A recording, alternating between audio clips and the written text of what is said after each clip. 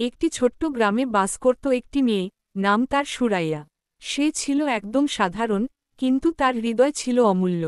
ছোট্ট গ্রামটিতে চারপাশে ঘন সবুজে ঘেরা মাঠ, সোনালি রঙের ধানক্ষেত, আর নদীর ধারে চঞ্চল স্রোত, এসব দেখে সুরাইয়ার মনে শান্তি ও ভালোবাসা জাগত।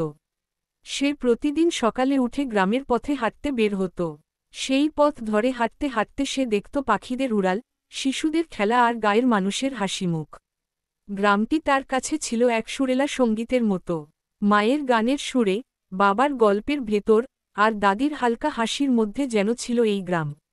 সুরাইয়া মনে করত, এই গ্রামেই তার সমস্ত সুখ, শান্তি এবং ভালোবাসা লুকিয়ে আছে। সে একদিন ভেবেছিল, যতই বড় শহরে যাই না কেন, এই গ্রামের কথা আমি ভুলব না। এমনকি গ্রামের মানুষের জন্যও সে ছিল অপরিহার্য। গ্রামে যখন কোনো বিপদ আসত, সুরাইয়া সবার পাশে দাঁড়িয়ে যেত। সে জানত, গ্রামটি তার জন্মস্থান এবং এর প্রতিটি ধূলিকণা তাকে সুখ দেয়। সে কখনো শহরে যাওয়ার চিন্তা করলেও মনে মনে জানত, গ্রাম ছাড়া তার আর কোথাও ভালোবাসা খুঁজে পাওয়া সম্ভব নয়। গ্রামটির মধ্যে তার হৃদয়ের প্রতিটি অনুভূতি জড়িয়ে ছিল, আর সে জানত, কোনো কিছুই তার এই ভালোবাসাকে হারাতে পারবে না।